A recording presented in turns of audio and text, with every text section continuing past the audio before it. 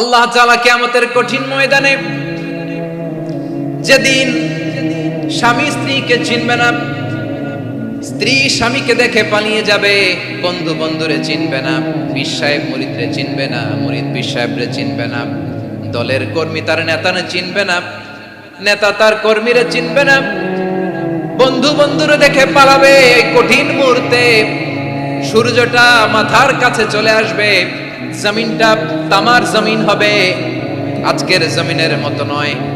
মানুষ ঘর্মাক্ত, ক্লান্ত, শ্রান্ত মাথার মগজগুলো কানের ছিদ্র আর নাকের ছিদ্র দিয়ে বেয়ে বেয়ে পড়বে। বিশ্বনবী ফরমান, ময়দানে 7 শ্রেণীর ব্যক্তিকে রব্বুল আলামিন তার আরশের নিচে ছায়া দিবেন। তার মধ্যে প্রথম শ্রেণীর ব্যক্তি হলো ইমামুন আদিল। ইমামুন আদিল, ন্যায়পরায়ণ শাসক,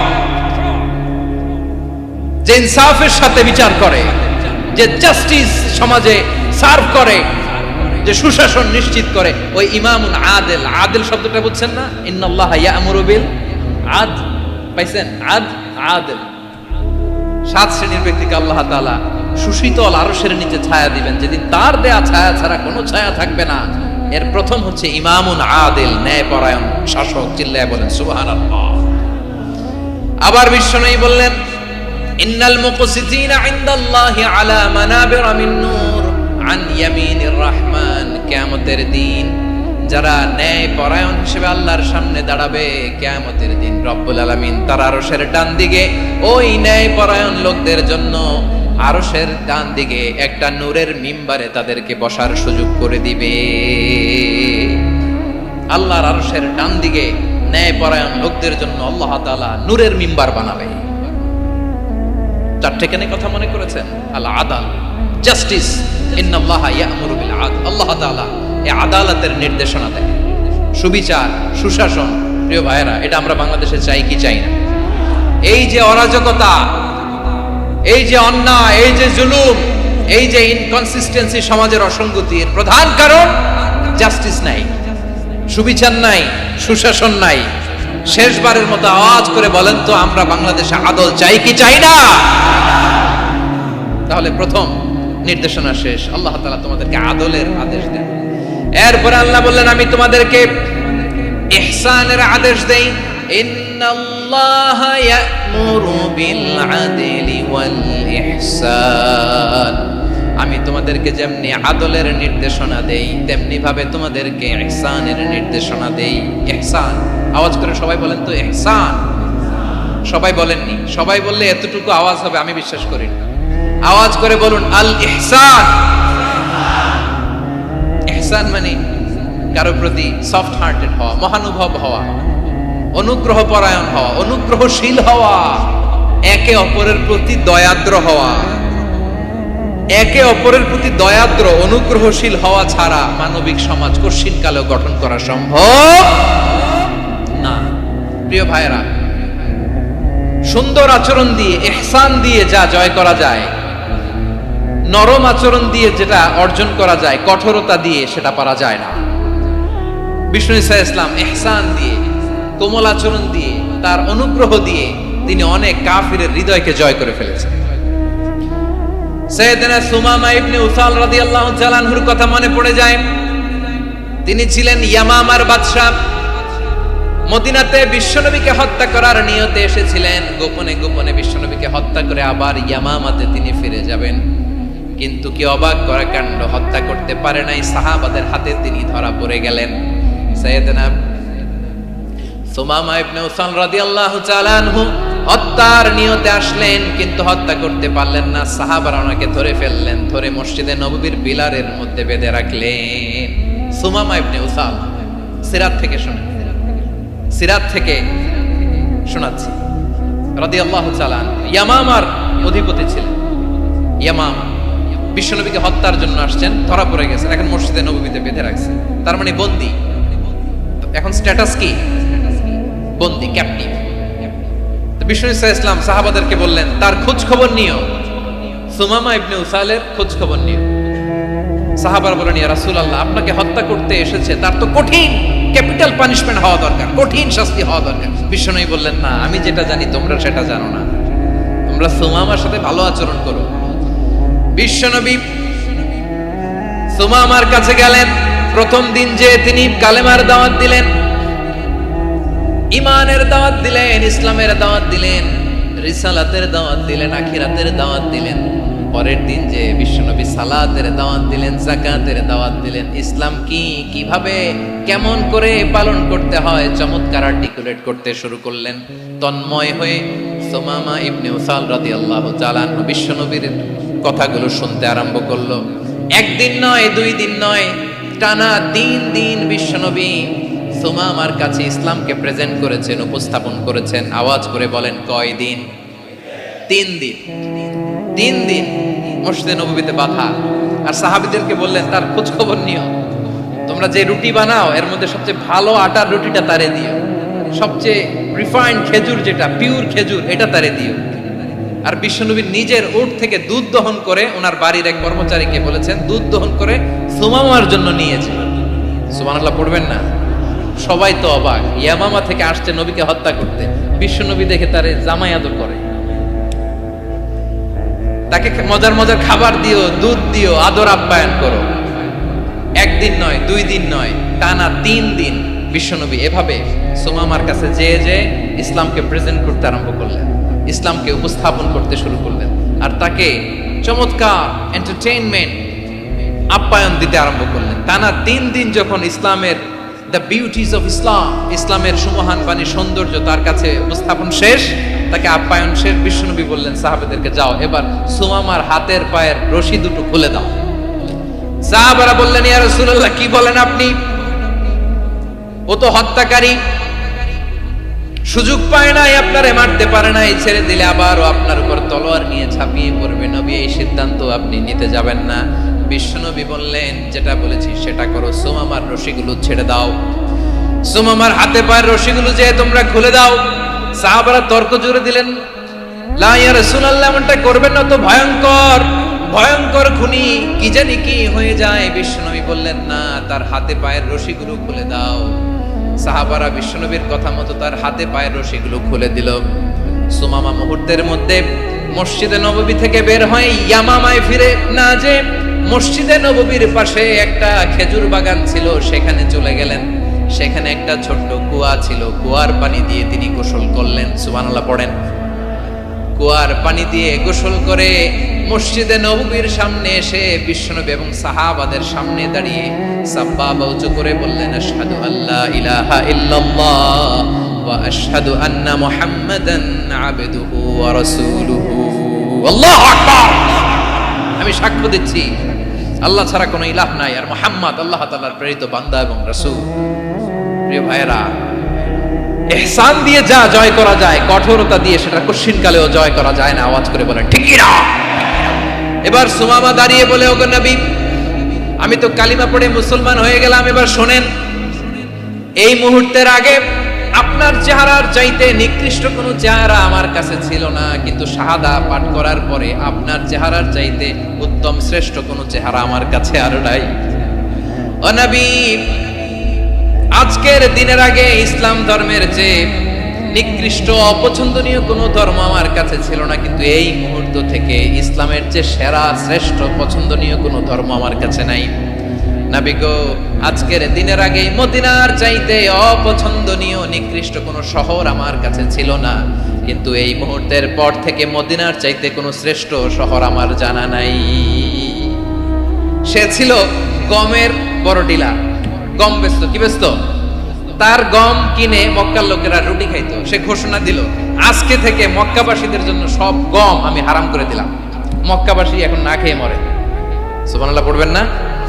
মক্কাবাসী বিশ্বনবীর কাছে আসলেন, এসে বললেন, মুহাম্মদ, আমরা তো তোমার ভাই, তোমার চাচা, তোমার ভাতিজা, তোমার আত্মীয়, তুমি সুমামারে বলো সে যেন আবার গমের সাপ্লাই মক্কার জন্য অনুমতি দিয়ে দেয়। বিশ্বনবীর অনুমতি ক্রমে সুমামা আবার মক্কাতে গম পাঠাতে শুরু করলো। পড়েন সুবহানাল্লাহ।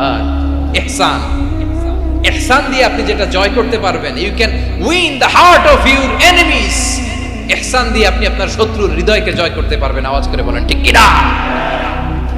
এজন্য আল্লাহ বললেন, ওয়া আনফিকু ফি সাবিলিল্লাহি ওয়া লা তুলকু বিআইদিকুম إلى التهلكة وأحسنوا إن الله يحب المحسنين তোমরা আল্লাহর রাস্তায় দান করবে আর নিজেরা নিজেদেরকে ধ্বংসের হাতে ঠেলে দিও না। তোমরা একে অপরের প্রতি ইহসান করবে, কারণ ইহসানকারীদেরকে আল্লাহ বড় ভালোবাসেন। সুবহানাল্লাহ পড়েন। আবার সূরা রহমানে আল্লাহ বললেন, হাল জাযাউল ইহসানি ইল্লাল ইহসান ফাবিআইয়ি আলা, সবাই পড়েন, ফাবিআইয়ি আলাই রাব্বিকুমা তুকাযযিবান। ইহসানের প্রতিদান হিসেবে ইহসানি হয়। বিশ্বনবী সুমামার প্রতি যেমন ইহসান করেছেন, সুমামাও ঠিক তেমন ইহসান ফিরিয়ে দিয়েছে। ঠিক কিনা বলেন? তাহলে এক নম্বরে হচ্ছে আদ, ন্যায় বিচার। দুই নম্বরে সবাই বলে ইহসান, সদাচরণ। ইহসান দুই ধরনের প্রিয় ভাইরা, ইহসান ফিল ইবাদা, ইহসান ফিল মুআমালা। ইহসান ফিল ইবাদা হচ্ছে একাগ্র অনুভবে ইবাদতে ডুব দেওয়া, এর নাম ইবাদতের ইহসান। সুবহানাল্লাহ। বিশ্বনবী বলেন ইহসান মানে কি জানো নাকি? হাদিসে জিবরিলে সাইয়েদনা জিবরিল আলাইহিস সালাম বিশ্বনবীকে বললেন, আখবিরনি আনিল ইহসান। নবী আমাদেরকে বলেন ইহসান মানে কি? বিশ্বনবী বললেন, আনতা আবুদাল্লাহা কাআন্নাকা তারাহু ফাইন লাম তাকুন তারাহু ফাইন্নাহু ইয়ারাক। ইহসান মানে হলো এমন ভাবে তুমি আল্লাহর সামনে নিজেকে উজাড় করে ইবাদত করবে, তুমি ভাববে তুমি আল্লাহকে দেখতে পাচ্ছ। আর এটা যদি ভাবা তোমার জন্য কঠিন হয়ে যায়, অন্তত এতটুকু তুমি ভাববা যে আল্লাহ তোমাকে দেখতে পাচ্ছেন। ঠিক কিনা বলেন? ও আমার বীর চট্টলার ভাইয়েরা, কেউ যেটা দেখে না সেটা দেখে কে? এই বিশ্বাস হৃদয়ের মধ্যে আছে? নামাজে যখন দাঁড়ান এই ফিলিংসটা আনা যাবে? হ্যাঁ, এশার সালাত তো এখনো হয় নাই না? আলোচনা শেষে এশার সালাত এখানে অনুষ্ঠিত হবে, তাই না? আচ্ছা বলুন তো, আমরা এশার সালাত পর্যন্ত বেঁচে থাকবো এই গ্যারান্টি আছে কার কার? হাত তোলেন। কয়েকজন হাত তুলছে পেছনে, না বুঝে তুলে ফেলছে। এশা পর্যন্ত যে আমরা হায়াত পাবো কোনো গ্যারান্টি আছে? সবাই আওয়াজ করে বলেন, গ্যারান্টি আছে? গ্যারান্টি নাই। এজন্য বিষ্ণু ইসলাম বলেছে, এমন ভাবে নামাজে দাঁড়াও, ইবাদত করো, মনে করো হতে পারে এটাই আমার জীবনের শেষ নামাজ। Perform the salah as if this is your last and final prayer. এমন ভাবে সালাতে দাঁড়াও, ভাবো হতে পারে এটাই তোমার জীবনের শেষ নামাজ। এমন ভাবে নামাজে দাঁড়াও, ভাবো এটাই শেষ নামাজ। তাহলে নামাজে একাগ্রতা বাড়ায় দিবে কে? ফলে ইবাদতের ইহসান আমাদের অর্জিত হবে। আর মুআমালাতে ইহসান হলো,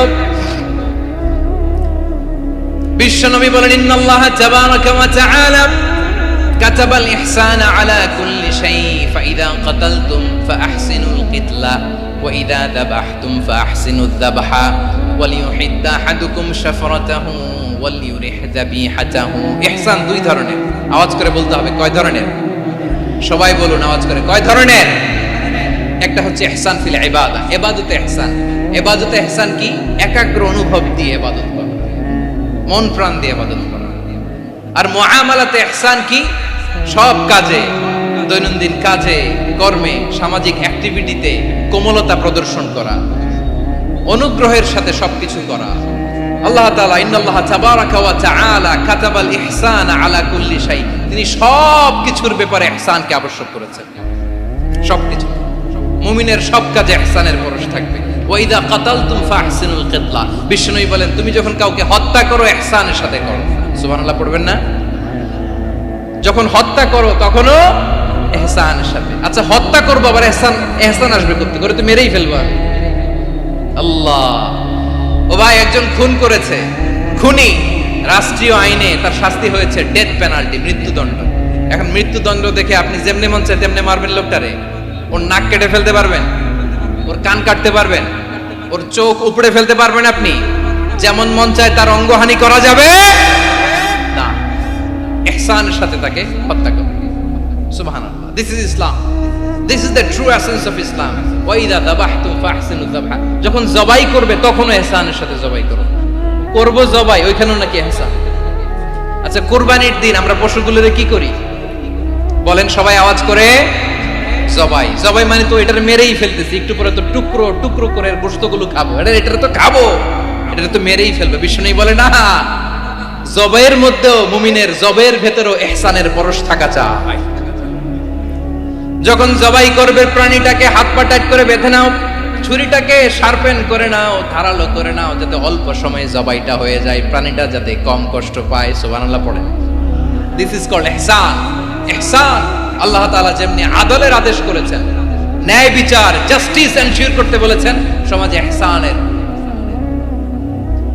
ব্যবহার, ইহসানের অনুশীলন তিনি করতে বলেছেন। এজন্য মুমিনের প্রতিটি কাজে, আমার চট্টগ্রামের ভাইরা আমার দিকে তাকান, খেয়াল করে শুনুন, মুমিন জীবনের প্রতিটি কাজে ইহসানের পরশ থাকা চাই। আমরা যেন আমাদের পরিবারের প্রতি ইহসান করি, আমরা যেন আমাদের কর্মচারীদের প্রতি ইহসান করি, আমরা যেন আমাদের কলিগদের প্রতি ইহসান করি, আমরা যেন আমাদের ভাইদের প্রতি ইহসান করি। মুমিন জীবনের প্রতি কাজে ইহসানের পরশ থাকার দরকার আছে না নাই? কথা বুঝতে পেরেছেন? তাহলে আল্লাহ তাআলার তিনটা আদেশ ছিল, কয়টা গেল? ভুলে গেছে, ভুলে গেছে চট্টগ্রাম। তিনটা আদেশের মধ্যে কয়টা বললাম? প্রথমে কি ছিল? আদল। দুই নম্বরে, তিন নম্বরে রব্বুল আলামিন বললেন ওয়া ইতাইদিল কুরবা, নিকটাত্মীয়দেরকে দান করো, নিকটাত্মীয়দেরকে দাও, যারা তোমাদের ব্লাড কানেকশনের আত্মীয় তাদেরকে তোমরা দাও। এখানে জেনারেলি বললেন দাও, কি দিব সেটা তিনি এখানে বলেন নাই, সেটা তিনি সূরাতুল ইসরার মধ্যে বলেছেন। আল্লাহ বলেন ওয়া আতিদাল কুরবা হাক্কাহ, নিকটাত্মীয়দেরকে তাদের অধিকার, তাদের প্রাপ্য তোমরা বুঝিয়ে দাও। দেখেন, একটা শান্তির সমাজ, একটা সমৃদ্ধ সমাজ, একটা মানবিক সমাজ গঠনের জন্য আল্লাহ তাআলা বেশি না, মাত্র তিনটা অর্ডার, তিনটা ভার্ডিক্ট তিনি জারি করেছেন। এক নাম্বার সুশাসন, ন্যায় বিচার। দুই নাম্বার ইহসান। তিন নাম্বার নিকটাত্মীয়, যারা কাছের, তোমার ভেরি ক্লোজ রিলেশনশিপে আছে, তাদেরকে দাও। দাও, দিলে বাড়িয়ে দেয় কে?